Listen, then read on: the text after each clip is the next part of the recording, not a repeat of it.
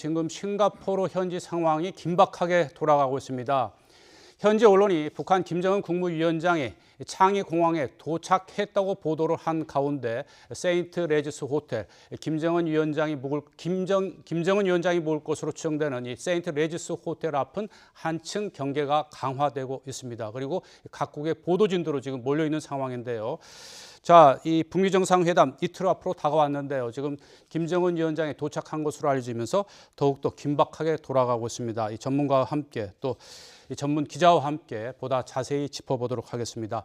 김영선 전 통일부 장관, 양무진 북한대학원 대학교 교수, 그리고 김주환 전문 기자 자리 함께했습니다. 어서 오십시오. 안녕하십니까. 네. 자, 이 김정은 위원장 싱가포르에 도착했다고 현지 언론이 보도를 하고 있는데요. 지금 상황을 보면 뭐 007 작전을 방불케 하는 것처럼 전혀 아직까지 그 일행들의 모습은 확인할 수는 없습니다. 어떻게 보십니까, 우리 양 교수님? 지금 이 현지 상황 그 화면 보시면서 지금 이제 이 비행기 네. 봤을 때 아마 김정은 위원장이 싱가포르 도착이 맞는 것 같습니다. 네. 어떻게 뭐냐면 지금 이제 일루신 72 이건 일종의 그 북한의 수송기죠. 네. 수송기가 먼저 싱가포르에 도착하고 그다음 지금 이제 에어 차이나 아마 김정은 위원장이 이 비행기를 타고 온 것이 아니겠냐. 라는 점을 봤을 때 수송기에서 김정은 위원장의 일종 경호차량 이것이 네. 먼저 내리고 그 이후에 김정은이 왔을 때 지금 움직이는 전반적으로 봤을 때 아마 김정은 위원장이 창의공항, 민간 이 항공항이었죠. 여기서 지금 이제 세인트 레지스 호텔 이동 중에 맞다. 저는 그렇게 분석을 합니다. 네. 이렇게 김정은 위원장이 이제 호텔에 도착하기 전까지 철저하게 지금 보안에 붙이는 것은 어떤 이유 때문이라고 보십니까? 우리 김 전 차관께서는.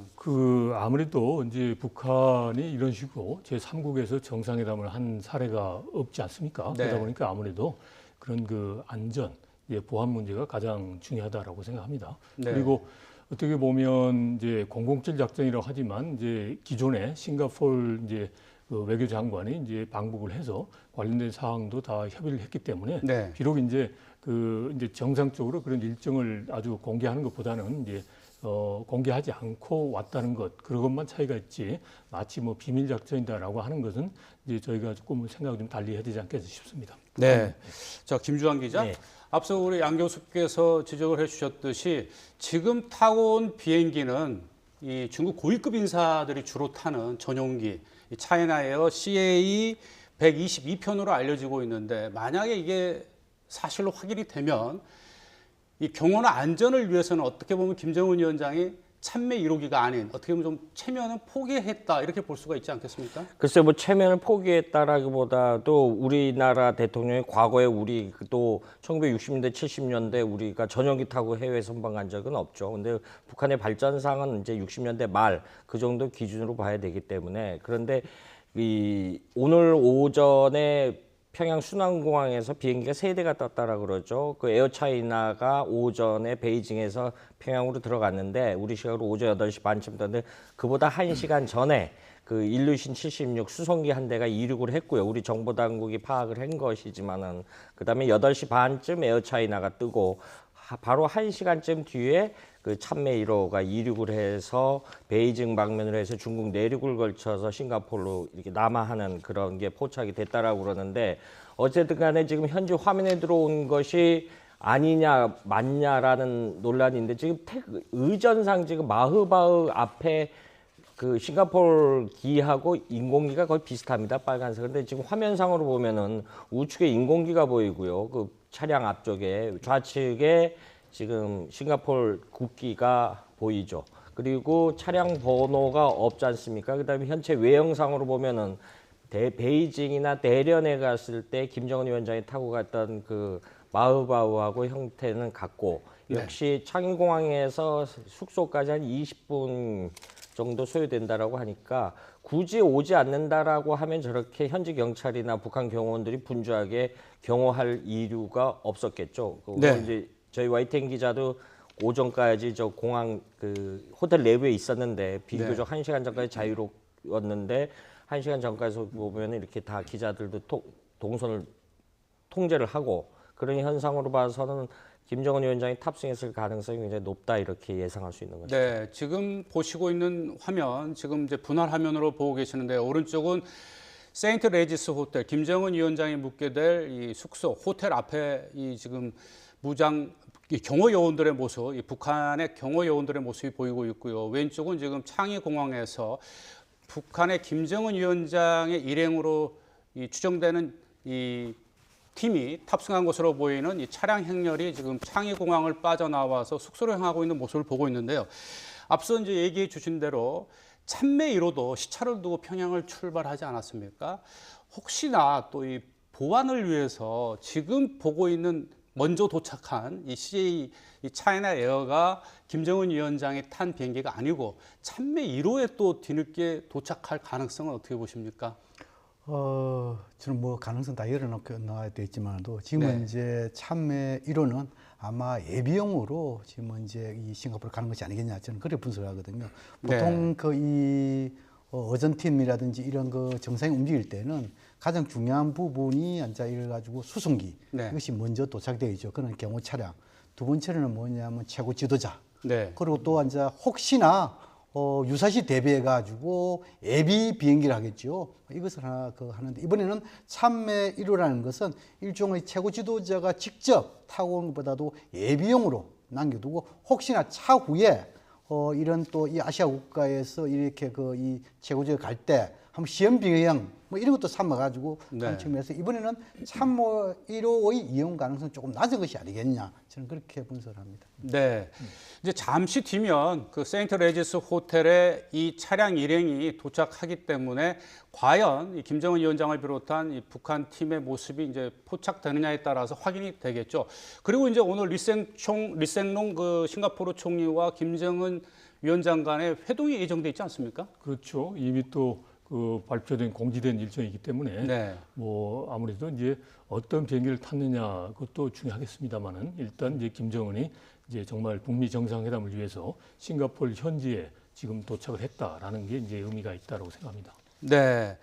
그리고 이제 오늘 저녁에 트럼프 대통령은 오게 돼 있죠, 김정은 기자? 한 9시 우리 시각으로 한 9시 반쯤 현지 시각으로 8시 반쯤 이 공군기지에 착륙을 할 예정으로 이렇게 지금 판단이 되고 있습니다. 역시 이제 뭐 미국 대통령은 해외 순방을 가면은 뭐 전용 캐딜락이라든가 전용 헬기를 다 싣고 다니니까요. 다 싣고 다니고 마찬가지로 그 에어포스 원도 한 대가 다니는 것이 아니고 세 대가 동시에 움직이거든요. 그러니까 디코이라 그래가지고 일종의 경호 문제 때문에 교란 작전을 펼치는 건데요. 항상 최고 지도자들은 어느 나라 정상급이 움직일 때는 그런 형태의 경호 방식을 하기 때문에 이따 우리 시각으로 밤 9시 반쯤 전후로 해서 파야레비아 그 미 공군기지에 도착 예정으로 있는데 역시 11일 내일이죠. 그 싱가포르 총리하고 정상회담돼 있다. 이렇게 그걸 두 가지 양자 정상회담은 싱가포르 외무교부가 공식 발표한 일정입니다. 네. 자, 양 교수님. 이제 세계 단판이라고 불리우는 북미 정상회담 이틀 앞두고 이 북한과 미국의 지도자들이 미리 지금 이제 싱가포르에 도착하는 건 아니겠습니까? 근데 외국에서 이렇게 정상회담이 있기 전에 이틀 전에 미리 와서 이렇게 회담을 준비하는 것도 그렇게 흔한 사례는 아니지 않습니까? 그렇죠. 이제 뭐 예를 들어 가지고 뭐 우리의 사례를 한번 우리가 만약에 대통령께서 미국 간다라고 한다면 좀 일찍 갈 수 있겠죠. 뭐냐면 우리 교민들 또 경영도 하고 또 혹시나 이 미국 주요 싱크탱크라든지 여기에 대해 가지고 또 강연도 하고 또 뭐 시간이 좀 된다 하면 명예박사라든지 이런 것도 받을 수 있겠죠. 그렇다면 적어도 뭐 2박 3일, 3박 4일도 되겠죠. 그러나 지금 이제 김정은 위원장 입장에 봤을 때는 지금 그러한 여러 가지 이렇게 함께 할 수 있는 또 지금 이제 싱가포르에 뭐 북한의 교민들 그렇게 많지도 않지 않습니까? 또 교역량도 거의 없고 그런 상황을 봤을 때 아마 조금 일찍 한 것은 방금 이제 우리 김 기자님이라든지 우리 차관님께서 말씀하신 대로 일단 가장 중요한 부분은 시간이 있어가지고 선점을 했다. 다시 말해서 조금 일찍 와가지고 싱가포르 총리하고 공식적인 회담 뭐 이것이 중요하겠죠. 이제 그 회담을 하고 나서 내일은 좀 뭐랄까 컨디션을 좀 조절하겠죠. 또 여러 가지 현지 적응이랄까요? 이렇게 하고 이제 12일 날 하는 막 그런 측면에 봤을 때 이례적이지만도 나름대로 활동에 대해서 기본적인 활동을 하고 있는 것이 아니겠냐 저는 그렇게 분석을 합니다. 네, 지금 시청자 여러분은 이 싱가포르에서 오는 현장 화면을 보고 계십니다. 이 창의공항에서 이 북한 김정은 위원장으로 추정되는 일행이 탄 이 차량들이 지금 공항을 빠져나와서 호텔로 이동하고 있고요. 오른쪽은 이 세인트 레지스 호텔 앞에 지금 경계가 삼엄하게 펼쳐지고 있는 장면을 보고 계십니다. 자, 이 김 차관님, 이 성김 대사와 네. 이 최선희 그 외무성 부상이 지난달 말부터 이달 초까지 판문점에서 6차례나 회동을 하면서 어떤 막판에 어떤 그 의제를 놓고 세부적인 조율을 했지만 그게 완벽하게는 이루어지지 않았다 이런 얘기가 나오고 있습니다. 그래서 이틀 전에 미리 이 김정은 위원장과 트럼프 대통령이 도착을 해서 뭔가 세부적인 또 조율을 해야 되는 것 아니냐 이런 추측들이 나오고 있는데 어떻게 보십니까? 예. 저도 이제 그 부분에 대해 같은 생각입니다. 네. 그러니까 지금 중요한 게 이제 한반도 비핵화, 그 다음에 이제 북한에 대한 체제 안전 및 경제 지원 이 두 가지를 가지고서 소위 이제 교환하는 거래하는 협상인데 이거 자체가 쉬운 게 아닙니다. 네. 그리고 지금 현재 썬킴과 최선희가 이제 판문점에서 협상을 하고 마무리 짓지 못하고 싱가포르를 갔단 말이죠. 네. 이제 그렇다면 이제 요 상황에서도 계속적인 협의를 하는데. 협의가 안 된 상황에서 이제 양 정상이 만나서 정말 뭐 트럼프 대통령 표현은 이제 원샷이라고 했습니다만은 네. 거기에서 이제 그 합의를 이루는 데는 사실상 어렵습니다. 그러니까 이제 이런 양 정상이 일찍 온 이유 중에 하나는 바로 이런 실무 협상이 마무리가 안 됐고 그 과정에서 양 정상이 현지에서 이제 서로 이제 그 조율을 하면서 뭔가 이제 정상회담을 성공적으로 하기 위한 준비를 하기 위해서 미리 온 측면이 있다라고 네. 생각을 하고 있습니다. 네. 이 트럼프 미국 대통령이 지금 캐나다에서 G7 그 회담을 마치기도 전에 지금 싱가포르로 출발을 했습니다. 이 출발 직전에 이 트럼프 대통령이 다시 한번 이제 또 강조를 한 게 이번 회담이 단 한 번밖에 없는 기회다. 김정은 위원장의 이 결단이 필요하다. 그러면서 이 진정성을 알아보려고 하면 1분 안에 알아볼 수가 있다. 그 진정성이 확인되지 않으면 곧바로 회담장을 나오겠다. 이렇게 얘기를 했거든요. 그 의도를 어떻게 보십니까? 그렇죠. 이 트럼프 대통령 이 북미 정상회담을 앞두고 여러 가지 복잡한 메시지를 던지고 있는데 네. 혼란스럽습니다. 네. 정말 그 분석하기 쉽지 않습니다. 뭐 예를 들어 가지고 이번 회담 서명을 하지 않을 수도 있다 이렇게 이야기하고 또 네. 지금 뭐 이제 종전 합의한다면 서명해야 되지 않습니까? 네. 또 그리고 과정이다 이렇게 이야기해놓고 하루만 안 끝날 수도 있다. 또 지금 문제는 평생을 이 회담을 준비했다. 그리고 1분만 하면은 김정은 위원장의 결단 1분만 끝날 수 있다. 이거 상당히 복잡한 부분입니다. 네. 그래서 저는 이것을 한마디로 요약하자면은 지금 이제 우리 김 차관께서는 이 양 정상 간에 뭔가 빈칸을 남겨놓고 네. 있을 때 보는데 저는 거의 우리가 보통 어제하면은 핵심적인 의제와 부수적인 의제가 있을 수 있습니다. 네. 핵심적인 의제라는 것은 양쪽이 원하는 거 아니겠습니까? 네. 완전한 체제 보장과 완전한 비핵화. 이 부분에 대해서는 하나의 바구니에 담을 의제는 합의가 끝났다. 네. 단지 부수적인 의제에 있어 가지고 예를 들어 가지고 트럼프 대통령 입장에서는 우방국 또 동맹국가인 일본 입장도 들어야 되고 또 지금 이제 의회에 있어 가지고 체제 보장해 주려면 의회 도움이 필요하지 않겠습니까? 네. 그럼 민주당 여기서 강력히 요구하는 것이 뭔가? 이것을 부수적인 의제라고 한다면 의회에서 중요시하고 있는 생화학 무기, 또 인권 문제, 또 지금 이제 일본에서 중요시하고 있는 단거리, 중거리 탄도미사일 이런 부분이 있어가지고 네. 아마 부수적인 의제에서 마지막까지 김정은 위원장에게 결단을 촉구하는 그런 부분이 아니겠냐 저는 그래 보거든요. 그럼 네. 제가 봤을 때 이번 정상회담에서는 큰 틀의 원칙과 방향 또 그리고 좀 더 구체적인 이행의 시간표, 네. 로드맵, 또 차기 정상회담 이 정도는 합의가 가능할 것이다.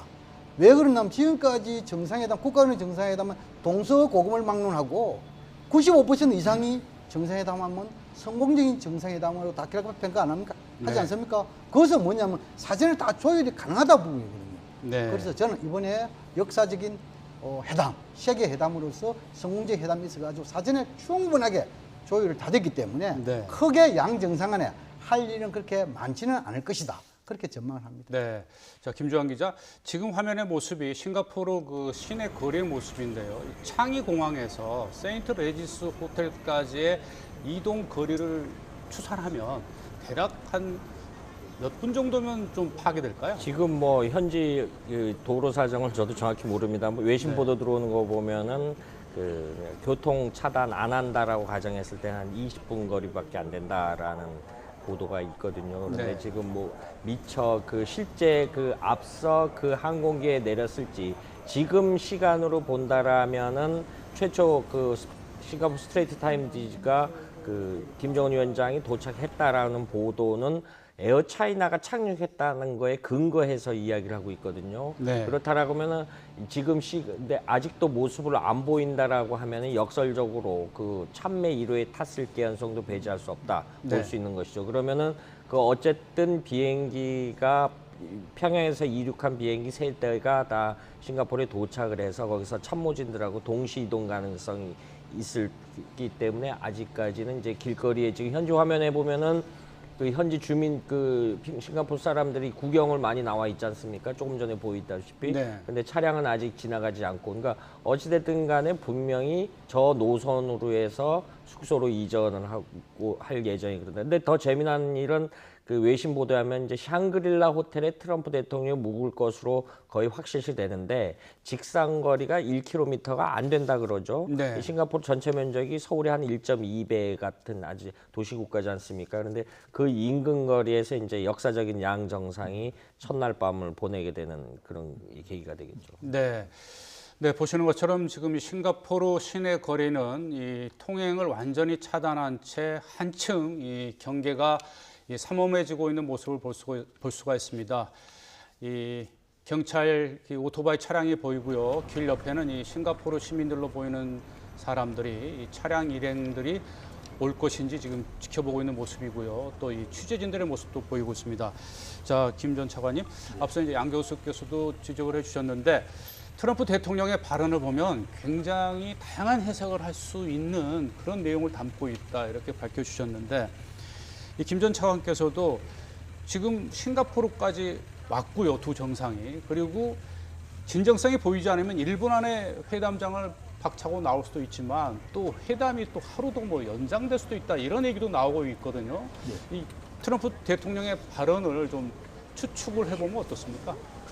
이거죠. 일단은 이제 그 트럼프 대통령이 기대하는 수준까지 오지 않았지만 어느 정도 만족할 만한 수준에서 이제 북한이 이제 응해왔다라는 거고, 네. 그다음 이제 두 번째는 그 만족할 만한 수준으로, 그러니까 즉 완전한 비핵화 함께 이제 한반도에 있어서 항구적인 이제 평화 정착이지 않겠습니까? 그 과정 자체가 결코 이제 쉽지만 않겠다. 한 네. 번으로 끝나는 게 아니라 앞으로 여러 번의 이제 그런 협의가 필요하다. 네, 라는 걸 이제 김 염두에 전 두는 것 차관님 같습니다. 지금 화면 설명을 좀 잠시 하고 또 대담을 이어가도록 하겠습니다. 네, 싱가포르 시내 거리의 모습인데요. 앞서 공항을 빠져나온 차량들이 지금 화면에 잡히고 있습니다. 이 보도진들의 모습이 먼저 보이고요. 지금 벤츠 차량, 이 북한 인공기가 붙어 있죠. 김주환 기자. 네, 그러니까 앞에 그 북한의 기자들의 모습, 전형적인 북한 기자들의 모습을 볼 수 있는 그 전속인데 네. 좀 우리 ENG 촬영보다 좀 작죠? 앞에 지나갔고요. 거의 뭐 오른쪽에 북한 인공기가 보이지 않습니까? 네. 아마 평양에서 공수해온 마흐바울 가능성이 굉장히 높고요. 저 차량에 김정은 위원장이 탑승했을 가능성, 아니면은 두 번째 차량 역시 동일 형태인데 두 번째 차량에 김정은 위원장이 탑승 가능성. 어찌됐든 간에 거의 뭐 현지 경찰의 사이드카 호위 경호라든가 이런 측면에 봐서는 저 두 대 중에 한 대에 김정은 위원장이 탑승했을 가능성이 매우 높다 이렇게 볼 수 있는 것이죠. 네. 현지 언론이 보도한 시각이 한 1시간 전쯤에 이 창의 공항에 김정은 위원장 일행이 도착했다고 보도를 했거든요. 그리고 지금 이제 김정은 일행으로 추정되는 이제 일행들이 탄 이 탑승 차량들이 이 싱가포르 도심을 거쳐서 이제 숙소인 세인트 레지스 호텔로 향하고 있는 모습을 볼 수가 있는데 그 현지 경찰 차량들의 모습도 보이고 있고요. 또 김정은 위원장이 탄 것으로 추정되는 이 벤츠 차량 두 대도 지나갔습니다.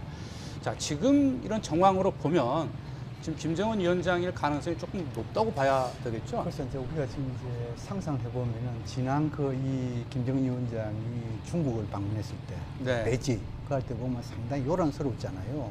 지금 네. 이제 물론 지금 이 상황을 볼 때는 상당히 그 이 어전이랄까요, 네. 이 이동 그에 대해서 상당히 소규모 이렇게 좀 보이거든요. 그런 면도 지금 이제 있습니다. 경찰들은 이런 네. 그 이 사이카입니까? 이런 것도 뭐 팬더가 아주 약하고 네. 또 지금은 이제 그게 아주 고위급이 탈 수 있는 차량도 그렇게 많이 없지 않습니까? 네. 그래 볼 때 이거는 뭐 경호 이런 것을 최소화하는 것인지 예. 이런 네. 좀 두고 봐야 된다는 생각이 듭니다. 사실 그 우리가 2차 문재인 대통령과 김정은 위원장이 5월 27일이죠. 판문점에서 2차 깜짝 정상회담 했을 때 그때 양측 양 정상의 경호 모습을 보면은 비교해를 보면은 굉장히 북한이 과거 경호 행태와 달라진 그 굉장히 낮아졌다. 그리고 싱가포르라는 나라가 원래 국제가 굉장히 많이 하고 외교적으로 중립지대에 있기 때문에 사실 우리 싱가포르에서 테러 났다는 소리 잘 못 들어봤을 겁니다. 그러니까 그런 면들로 치안이 안정돼 있고 어떤 그 형식적으로 과거 사회주의 국가들이 하는 그런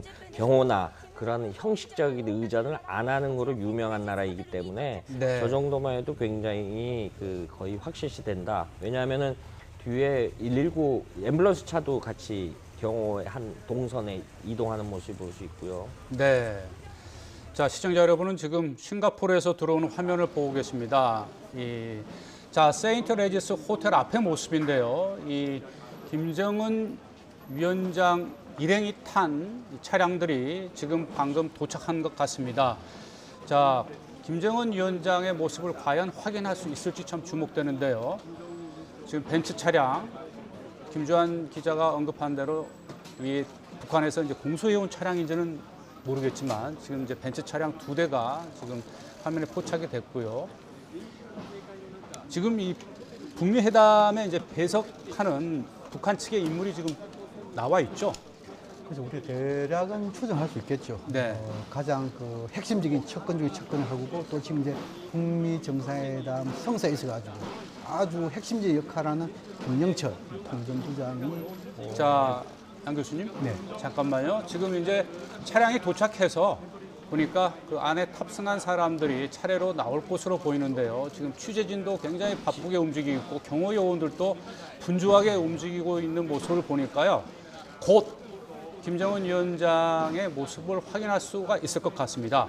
우리가 네. 그 4월 27일 정상회담 때 봤을 때 그 우리 네티즌들이 붙은 거죠. 방탄경호단이라 해서 12명의 경호원들이 차량하고 같이 뛰었지 않습니까? 네. 지금 북한 경호원들이 그 뛰는 모습이 앞에 그 거의 그 차량을 에워싸는 그런 형태의 그 모습을 볼 수 있죠. 저 세인트레이스 네. 호텔이 고급 호텔인데 우리처럼 뭐 객실이 굉장히 많고 그렇지는 않다라고 합니다. 한 100여 개, 한 100, 200여 개 사이에 좀 규모가 작고 전통 있는 호텔이기 때문에 그리고 센토사 섬에 있고 경호 문제도 좋고 지금 이 화면상으로 봐서는 내릴 가능성이 굉장히 커 보이죠. 네, 지금 내리고 있습니다. 현지 뭐 관계자 모습으로 지금 보이고 이제 현지 관계자의 모습으로 보이고요. 지금 북한의 이 경호 요원들이 삼엄하게 경계를 펼치고 있는 가운데 지금 차량에서 이제 어떤 인물이 나올지 이제 곧 밝혀질 것 같습니다. 지금 김정은 위원장이 묵게 될 세인트 레지스 호텔 앞의 모습입니다. 이 북한 경호 요원들의 모습이 지금 한층 많이 뛰고 있습니다. 경호 요원들이 했던 차량을 에워싼 다음에는 네. 나올 것이다 이렇게 네, 이해하면 될 것 지금 같습니다. 경호 요원들이 지금 차량을 바짝 에워싸는 모습을 보니까 곧 이 김정은 위원장이 나올 것으로 보이는데요. 네, 여러분은 지금 이 김정은 위원장이 묵게 될 싱가포르 세인트 레지스 호텔 앞에 이 차량이 도착해서 이 경호 요원들이 삼엄한 지금 이 경계를 펼치고 있는 가운데 지금 곧 차량 안에서 이 탑승자가 나올 것으로 보입니다. 네, 이 지금 이 경호 요원들은 이제 김정은 위원장 일행에 앞서서 먼저 도착한 선발대 요원들이죠. 그렇게 보면 맞을 것 같습니다. 네.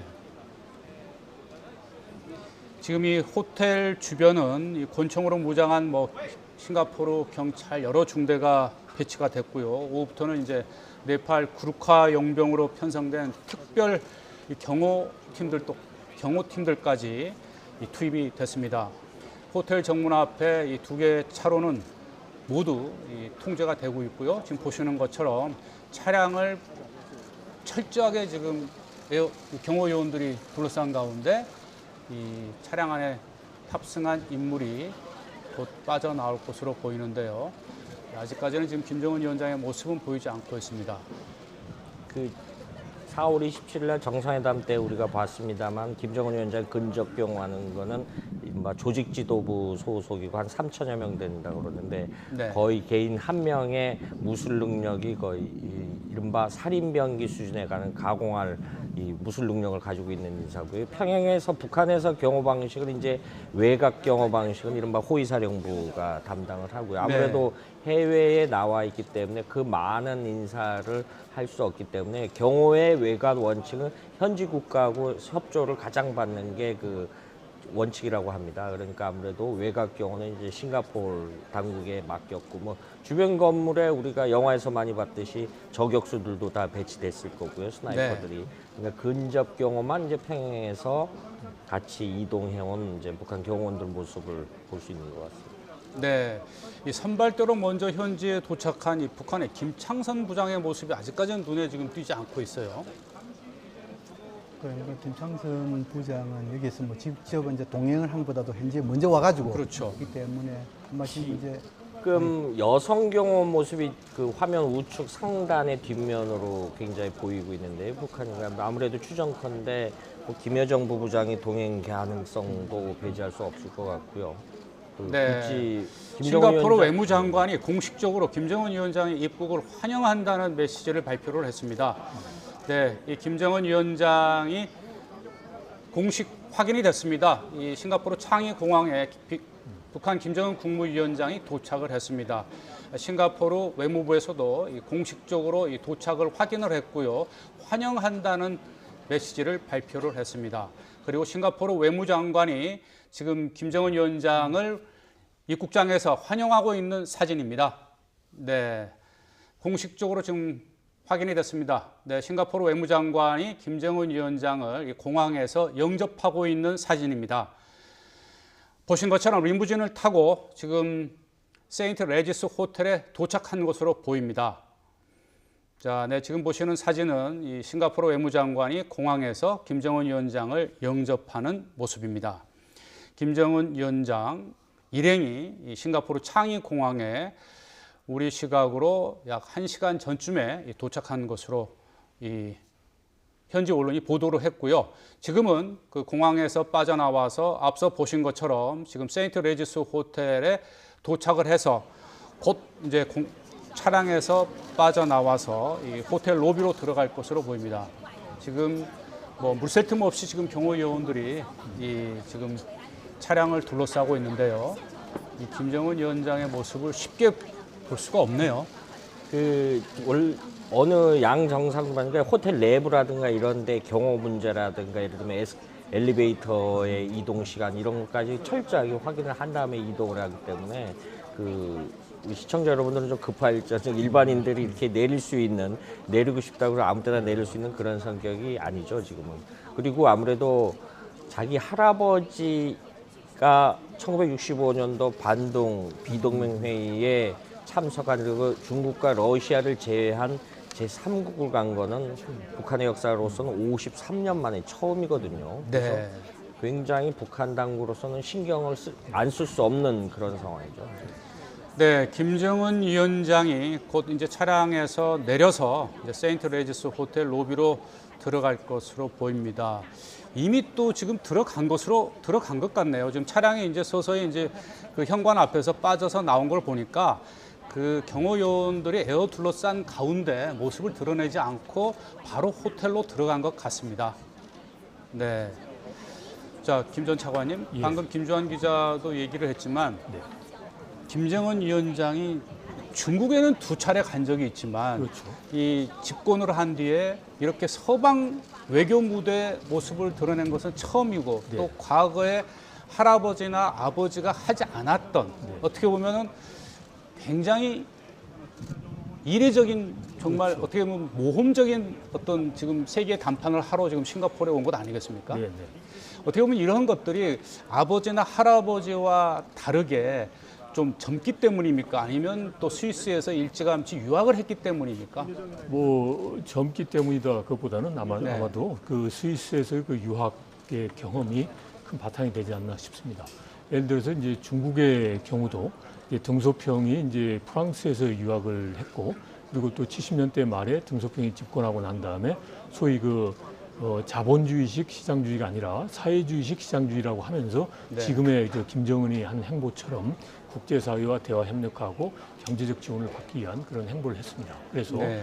이제 김정은 위원장도 이제 스위스의 그 경험이 이제 토대로 해서 이렇게 이제 정상국가처럼 이렇게 제3국에서 정상회담도 할 수 있는 게 아니나 싶습니다. 그리고 네. 이제 아까 말씀드리다 못했는데 네. 트럼프 대통령의 입장에서 보면 이제 비핵화라는 거 이제 거기도 원칙적으로 이제 합의를 했을 거고 그리고 네. 과정에 대해서 합의를 했을 텐데 다만 이제 남는 게 이제 그러면 이제 비핵화를 완결하는 그 시점하고 네. 그다음에 초기에 뭔가 국제사회에서 야 정말 비핵화의 의지가 있겠구나라고 볼 수 있는 그런 이제 구체적인 조치에 대해서 이제 북한에 대해서 이제 성의 있게 이제 요구하는 상황이라고 볼 수 있습니다. 그런 상황에서 네. 이제 결국은 체제 안정과 경제 지원을 이제 가두로 해서 이제 북한을 이제 협력을 유도하는 건데 이제 그런 가운데서 이제 북한에게도 큰 미래가 있다라는 식으로 해서 자꾸 이제 북한의 그런 협력을 유도하는 그런 차원의 이제 트럼프 대통령의 최근의 발언의 의미이다라고 생각을 하고 있습니다. 네.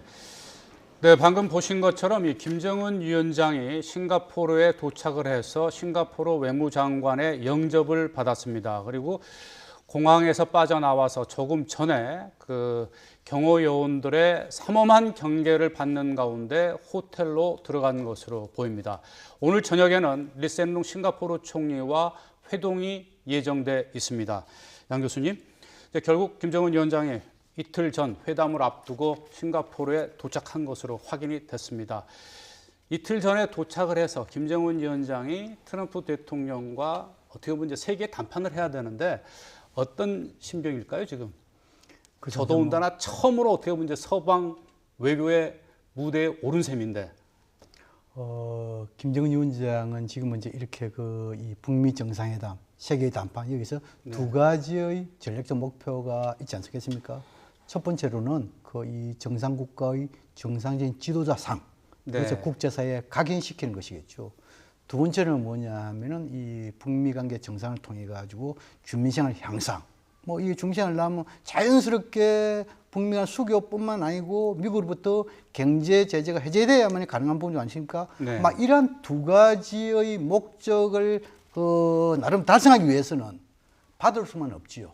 네. 당연히 미국이 원하는 거, 국제사회가 원하는 거. 여기에서 핵심적이라는 것은 결국은 아주 쉽게 얘기하면 CVID 아니겠습니까? 네. 그래서 김정은 위원장은 어차피 이 두 가지에 대해서 목표 달성을 위해서는 CVID, 미국이 원하는 대로 아마 합의서의 맹시까지도 저는 해줄 가능성이 높다 이렇게 전망을 합니다. 네. 자, 김주환 기자는 어떻게 보십니까? 지금 김정은 북한 위원장은 1984년생, 우리나라 나이로 하면 지금 35살. 그리고 트럼프 미국 대통령은 1946년생, 74살. 뭐 아버지와 아들뻘인데요. 지금 회담 전에 주고받는 말이라든지 또 지금 상황에서 두 사람의 회담에 임하는 어떤 방식이라고 할까요? 태도에 대해서 어떻게 보십니까? 사실은 김정은 위원장 입장에서 보면은 그 다자 외교 무대라는 걸 데뷔를 해본 적이 없죠. 물론 그 중국은 두 차례 갔지만 푸틴 대통령이 뭐 초청을 평양으로 했지만 만나본 적 평양에서 항상 오는 손님을 북한의 어떤 조직 주도부나 북한의 서기실에서 짜주는 각본대로 의전을 다하고 했는데 지금 말씀하신 대로 트럼프 대통령은 사업을 하시는 분이고 굉장히 우리가 지금 관전 포인트를 보는 게 악수를 할 때면 확 당기면서 하지 않습니까? 네. 그리고 그런 부분에 대한 관전 포인트 사실은 그 부분 그리고 역설적으로 동양인과 서양인의 키 차이가 있는데 신체를 접촉하는 예를 들면 어깨에 손을 얹는다든가 이거는 북한으로서는 상상할 수 없는 일이죠. 최고조는 몸에 어떻게 손을 대겠습니까? 이런 부분에까지 아무래도 김창선 실장이라는 사람들이 굉장히 꼼꼼하게 협의했을 가는데 문제는 실제 회담에 뭐 사진을 양 정상에 찍을 때 그런 식의 행동을 했을 때 그 김정은 위원장의 반응 굉장히 그 주목해봐야 될 것 같고요. 실제 또 외교적 결례를 트럼프 대통령이 하지 않으리라고 봅니다. 지금 뭐 여러 가지 장광설을 많이 하는데 저는 그런 부분에 대해서 일종의 협상의 기술 본인이 쓴 책 일종의 블러핑. 네. 허풍 전략이라 그러죠. 블러핑 차원일 네. 가능성이 높고요. 그래서 네. 김정은 위원장은 사실 이 부분에 대해서 회담에 임하기 전까지 거의 두문불출하지 않습니까? 네. 입장 표명이 안 돼 있었죠. 그러니까 결론적으로는 좀 아무래도 경험이 부족하기 때문에 긴장하지 않겠나 그래서 일찍 와서 현지 적응도 하고 뭐 이런 차원으로 봐야 될 것 같습니다. 네. 사실 북한과 미국은 1950년 6.25 전쟁 때 총뿌리를 서로 겨냥했던 적대국 아니겠습니까? 그런데 지금 68년 만에 처음으로 회담을 하게 됐습니다. 어떻게 보면 예상도 못했던 상황이 지금 현실이 됐고요. 또 김정은 위원장 같은 경우에는 처음으로 평양을 벗어나서 싱가포르까지 와서 트럼프 대통령을 만나겠다고 했는데 어떤 동기 때문에 이렇게 지금 싱가포르 세계적인 회담까지 이루어졌다고 보십니까? 일단은 그거 같아요. 그러니까 지금 이제 휴전협정이 체결된 다음에 이제 65년이 이제 흘렀기 때문에 이거는 뭐 사실상 이제 어떻게 보면 휴전이 아니라 이제 종전과 같은 이제 상황인 거죠. 네. 그러니까 그만큼 이제 외부적으로 이제 표현이야 뭐 이제 긴장 관계가 이제 극화됐다고 하지만 이제 사실상 이제 그런 그 정도의 그런 긴장 상황은 아니었다라는 거고 그 동안에 보면 90년대 초반부터 해서 꾸준하게 미국 간의 관계 정상화를 위한 그러한 노력이 있었습니다. 그런데 다만 이제 마무리를 못 지었던 거고 이제 지금이 바로 이제 북미 간의 관계가 정상화되는 어떻게 보면 이제 중요한 시점입니다. 그런데 이러한 상황을 가져오게 된 원인은 우선 제가 보기에는 이제 북한의 입장에서 보면 네. 이제 여러 가지 상황에 맞춰봐서 이제 김정은 시대 들어와서는 조금 전에 우리 양 교수께서 말씀하신 대로 이제 경제를 이제 성장해야 되는 집중해야 되는 네. 이제 그러한 필요성이 가장 중요했고 그리고 그렇게 하기 위해서는 이제 당면한 이제 제재를 해제하고 또 북미 관계를 정상화해야 되는 네. 이제 그러한 이제 필요성이 있었던 거죠. 네. 그리고 거기에 플러스해서 이제 그 트럼프 대통령의 입장에서도 이제 북한의 핵 문제를 해결해야 되는 즉 핵 확산 금지 조약의 체제를 유지하면서 이제 미국의 전체적인 전략적 지위를 확보해야 된다는 차원에서 이제 핵 문제를 해결해야 되고 그렇게 하기 위해서 이제 북미 관계에 이제 보다 더 이제 적극적으로 나서야 되는 그러한 이제 동기가 그러한 그 배경 요인이 서로 작용해서 이번에 싱가포르 회담이 이루어졌다라고 생각합니다. 그래서 네. 이제 우리로서는 이제 지금의 이 상황에서 이제 이번에 이제 청와대에서도 이제 그 안보실 2차 정도 갑니다마는 이제 우리가 미국하고 긴밀하게 협의하고 또 경우에 따라서는 이제 북한 측하고도 저희가 두 차례 정상했던 회담도 했던 이제 그러한 이제 정도의 수준이지 않겠습니까? 네. 그러니까 북한하고도 긴밀히 소통을 해서 이번에 북미 회담을 계기로 해서 무언가 한반도에 있어서의 그런 그 분단과 갈등의 구조를 좀 그 해소하는 그러한 이제 정말 성공적인 안정적인 그런 출발을 하도록 노력하는 게 중요하다라고 생각을 합니다. 네. 자, 이 싱가포르 현지 화면으로 여러분 보셨듯이 김정은 위원장이 인민복을 입은 채 우리 시각으로 오후 3시 36분에 싱가포르 창의공항에 도착을 해서 싱가포르 외무부 장관의 영접까지 받고 지금은 세인트 레지스 호텔로 이동을 해서 이 호텔 안으로 들어간 것으로 보입니다. 자, 양 교수님, 김 전 차관께서 김정은 위원장이 할아버지, 아버지와 다르게 이렇게 세기의 담판에 나서게 된 배경에 대해서 좀 언급을 해주셨는데 그래도 이번 회담이 굉장히 지금 아직까지도 좀 난관들이 많지 않습니까? 그래서 지금 성김 대사와 북한 최선희 부상이 싱가포르에서 최종 조율을 하고 있다. 뭔가 풀리지 않는 매듭이 있기 때문 아니겠습니까? 그렇죠. 이제 제가 이 서두에 말씀드렸는데 네. 이 바구니 담을 핵심적인 어제 뭐 이 부분에 대해서는 저는 다 합의 봤다. 단지 부수적인 부분이 있어가지고 네. 조금 그 이제 부수적인 부분이 어떤? 그게 이제 뭐냐 하니까 네. 이 트럼프 대통령 입장에서는 미의회 또 그리고 지금 비준을 이제 받기 위해서. 그렇죠. 동맹국가 일본. 지금 이제 최근에 이 미일 정상회담이 있어가지고 일본에서 두 가지 요구를 했지 않습니까? 메꾸미와 관련된 인거 그리고 지금 이제 일본을 위협할 수 있는 미사일.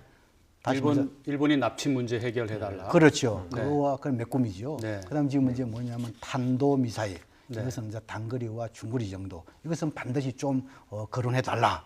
그래가지고 이 트럼프 대통령도 거기에 대해서 구제 약속을 ICBM뿐만 아니라 중거리 탄도 미사일도 뭐 반출을 하든가 폐기해야 된다. 이 문제까지 이제 일본 측에서 요구를 했다 이거죠. 자, 여기에 대해서 또 미 의회, 특히 민주당의 경우에는 인권을 상당히 중요시하는 거 아니겠습니까? 네. 또 그리고 지금 이제 생화학 무기 아마 이것을 갖다가 이제 서로 이렇게 겹치는 부분도 있겠습니다만 또 이 부분에 대해서 부수적인 의제로서 좀 뭐랄까 양 정상 간에 좀 허심탄회하게 더 논의하자.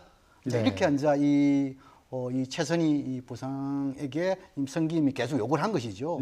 이제 그런 측면을 봤을 때 최선희 부상 입장에서는 이미 양 정상이 할 수 있는 핵심적인 의제는 다 합의를 봤는데 왜 자꾸 부수적인 의제를 들고 나와가지고 혼란스럽게 만드느냐.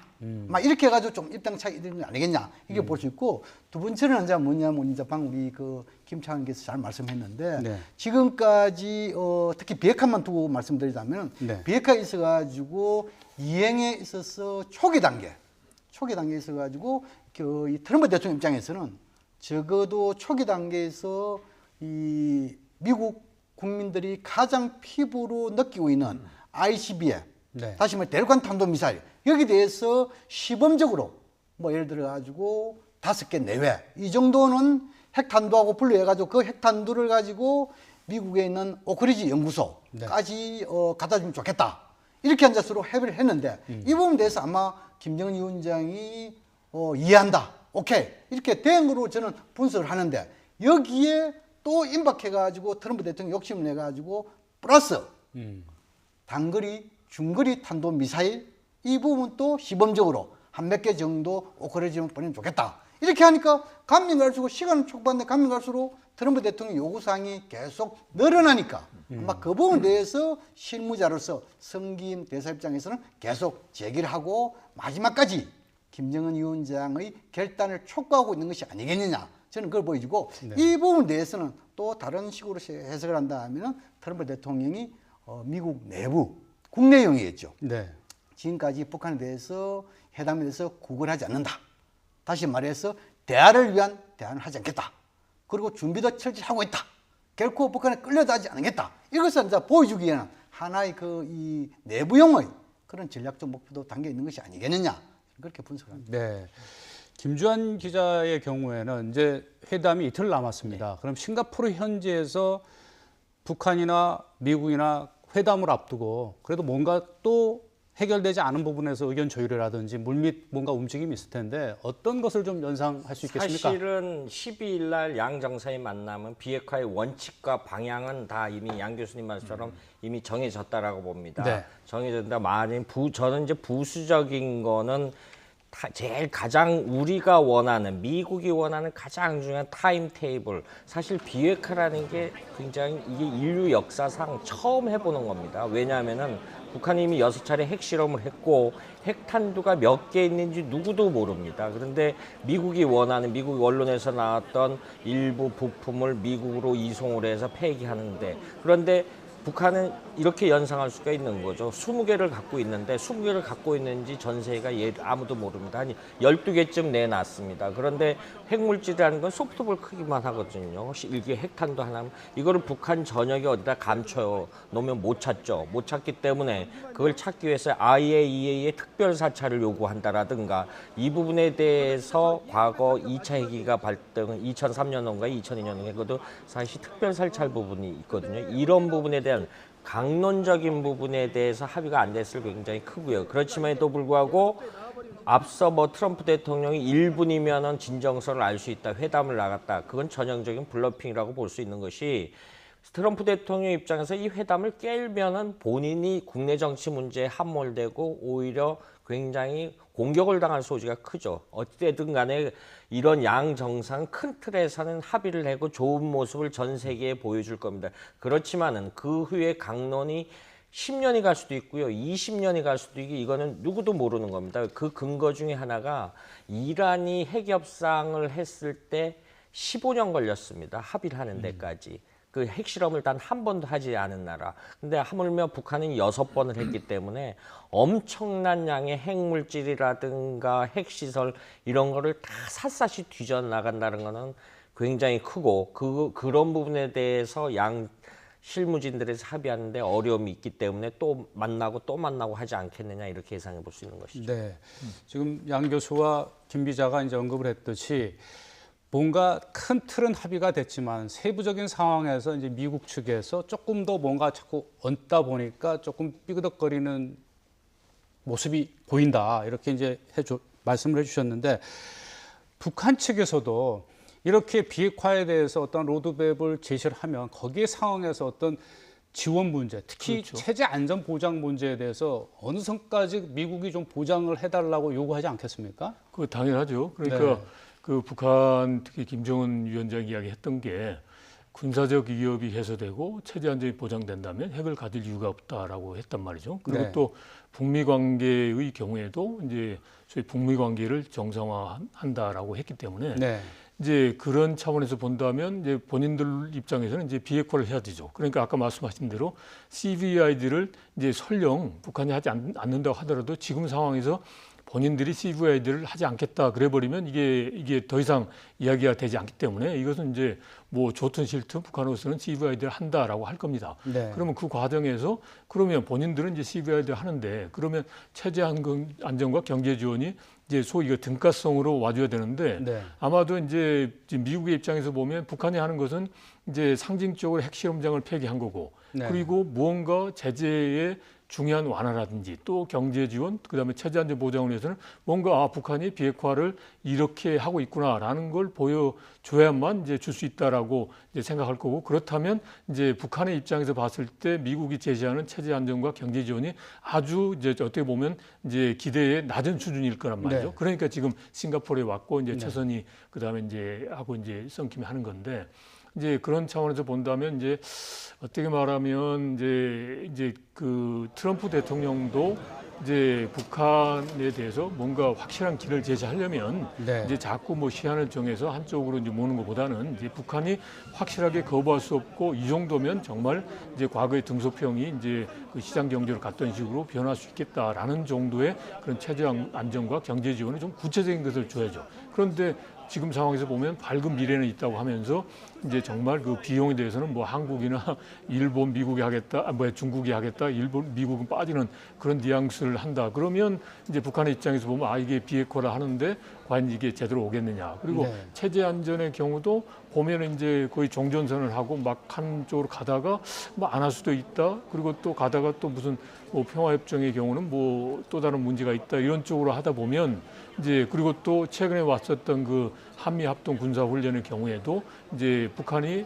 이제 소위 4월 27일 판문점 선언을 하면서 이제 전략적인 자산에 대해서는 그런 뭐 한미 합동 군사 훈련 하는 게 좋다. 그렇지만 그런 그 전략적 자산이 배치되는 것에 대해서는 이제 극도의 우려감을 표명을 했음에도 불구하고 이게 실제로는 이제 이루어졌다가 이제 그만큼 또 여러 가지 이제 소동이 있었지 않습니까? 네. 그래서 북한의 입장에서 보면 이게 전체적 상황은 CVID를 받을 수밖에 없는 상황인데 거기에 이제 등가적으로 교환될 수 있는 체제 안정과 경제 지원 자체가 미흡하다라고 생각할 수 있는 거죠. 그래서 네. 이런 차원에서 본다면 이제 미국에서 보다 더 적극적으로 왜냐하면 우선적으로 주는 게 아니니까 이건 최소한 북한의 비핵화에 맞춰서 하는 거기 때문에 이제 그러한 과감한 체제 안정과 경제 지원을 이제 약속을 하더라도 그거 자체가 뭐 예를 들어서 뭐 워싱턴에서 이제 다소간에 뭐 좀 뭐 문제제기는 있을 수 있습니다만 현실적으로는 비핵화의 과정과 연동되면 이제 충분하게 그런 설득할 수도 있는 이제 그런 이제 문제가 아닌가라고 생각을 합니다.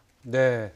지금 시청자 여러분은 그 싱가포르에서 들어오는 화면들을 보고 계시는데요. 이 싱가포르는 우리나라보다 1시간이 늦습니다.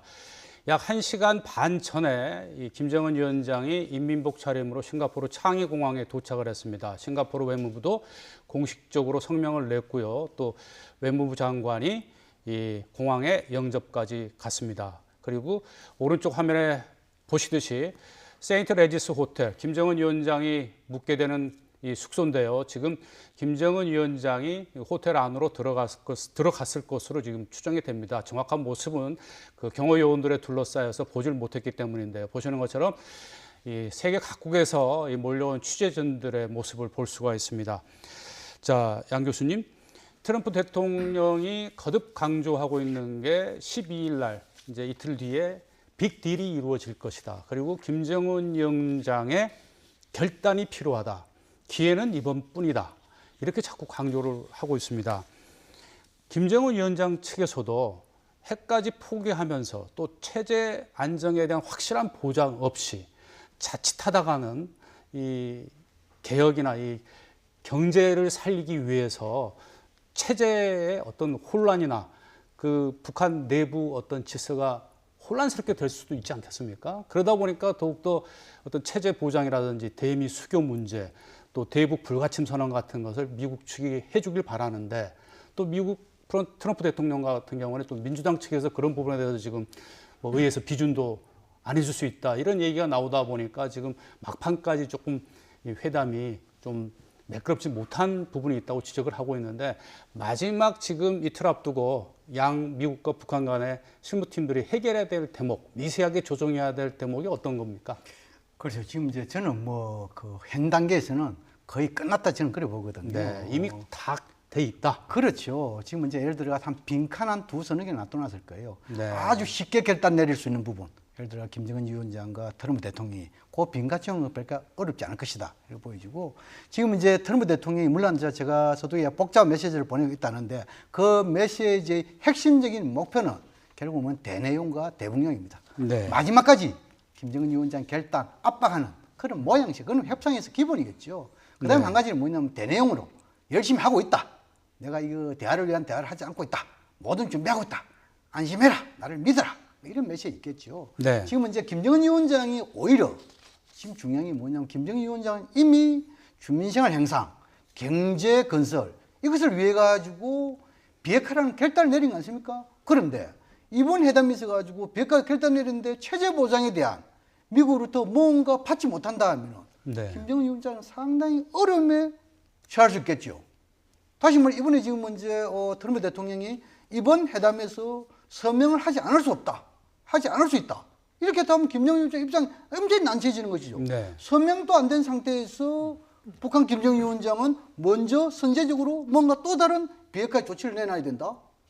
그렇다 하면은 트럼프 대통령은 법적 제도적인 담보도 없이 립 서비스로서 체제 보장해 줬다. 누가 믿겠어요? 네. 그래서 아마 이번에는 그런 것을 서로 잘 알고 있기 때문에 김정은 위원장 입장에서는 미국이 원하는 CVID 반드시 해준다. 또 그리고 사찰, 신고, 사찰, 검증 이런 부분도 저는 국제사회가 요구하는 걸 다 해줄 거라고 저는 생각합니다. 네. 그 대신으로 시작에서부터 미 의회에서 통과될 수 있는 그러한 모든 내용을 저는 이번 합의서에 담으면서 라고 한다면은 이번 이 합의서는 협정에 가까운 선언 정도 되지 않겠느냐.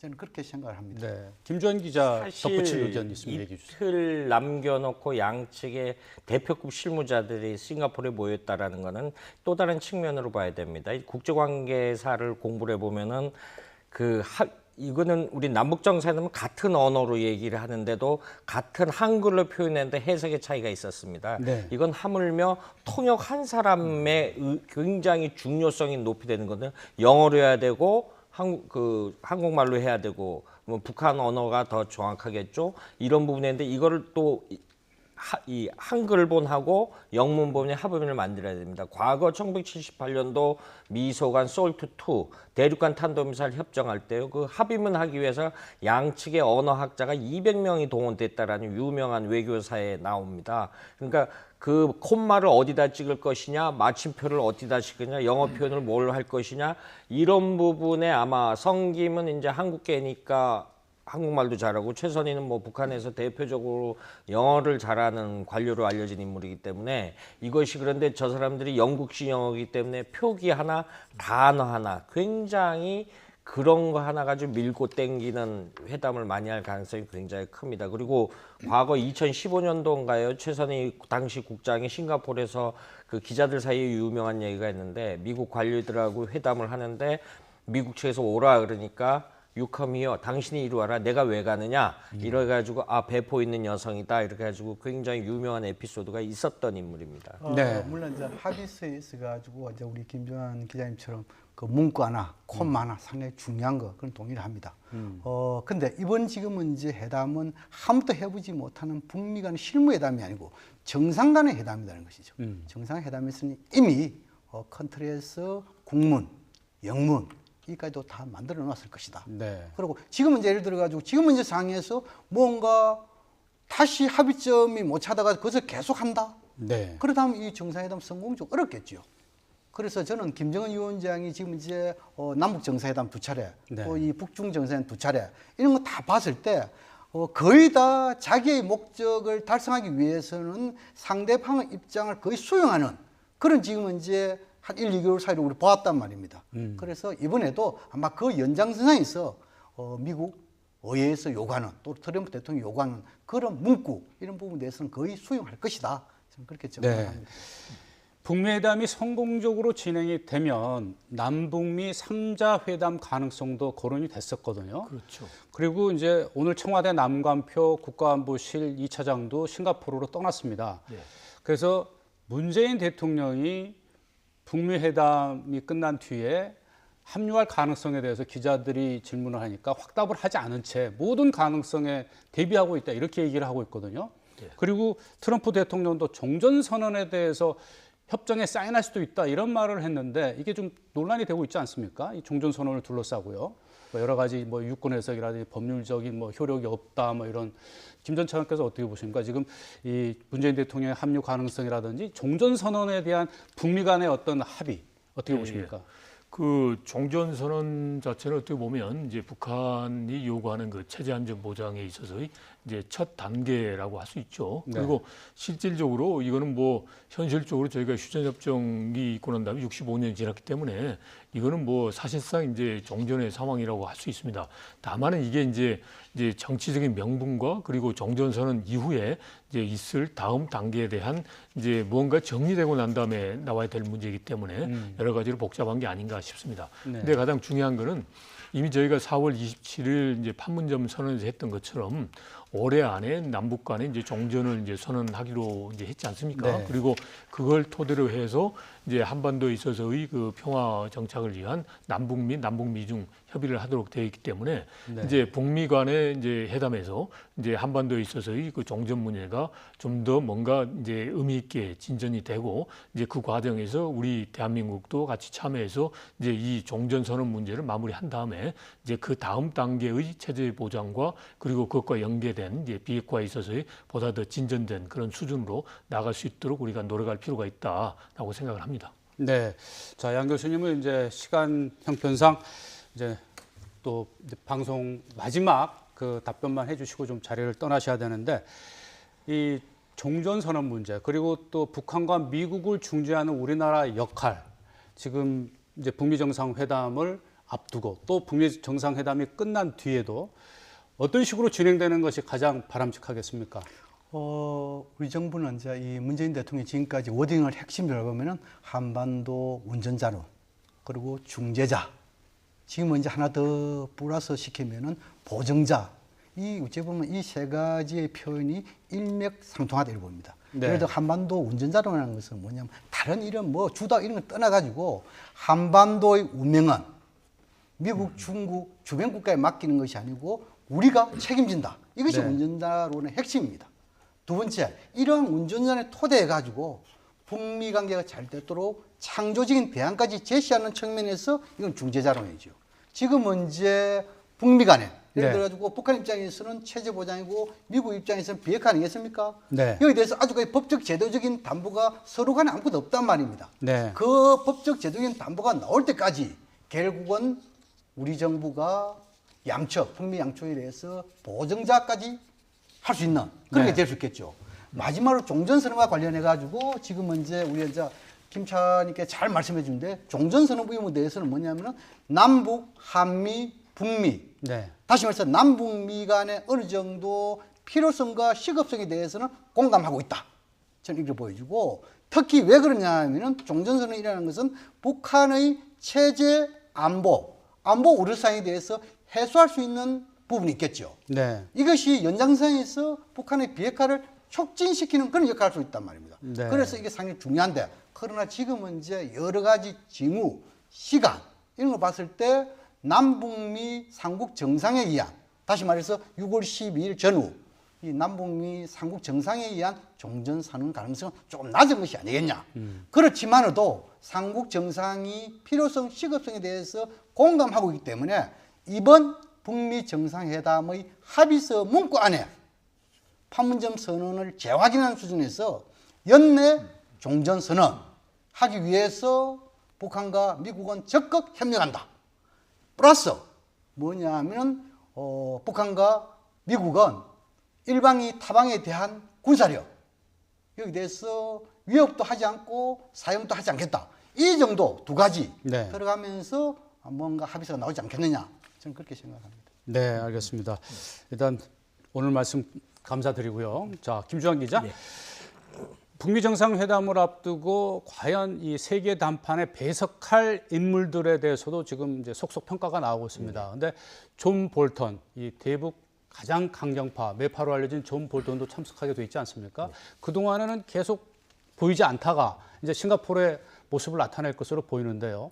북한에서 굉장히 껄끄러워하지 않겠습니까? 사실은 이제 형태를 양자 정상회담을 할지 단독 정상회담을 할지 확대 정상회담을 할지 그거는 이제 아무래도 정해지진 않았죠. 그런데 확대 정상회담을 한다는데 지금 미국에서 언론들이 거론하는 거 보면은 한 5명인데 존 볼턴 국가안보보좌관이 있고요. 네. 폼페이오 국무장관, 존 켈리 백악관 비서실장, 앤드류 김 CIA 그 한국계죠 코리아 임무센터장, 뭐 앨리스 누커 한반도 보좌관, 뭐 이런 사람들이 거론되고 있는데 저는 이 사람들 5명이 모두 이 트럼프 대통령을 보좌해서 확대 정상회담에 참석은 못한다라고 봅니다. 왜냐하면은 내각 강요가 이 명단 중에 딱 1명밖에 없어요. 마이크 폼페이오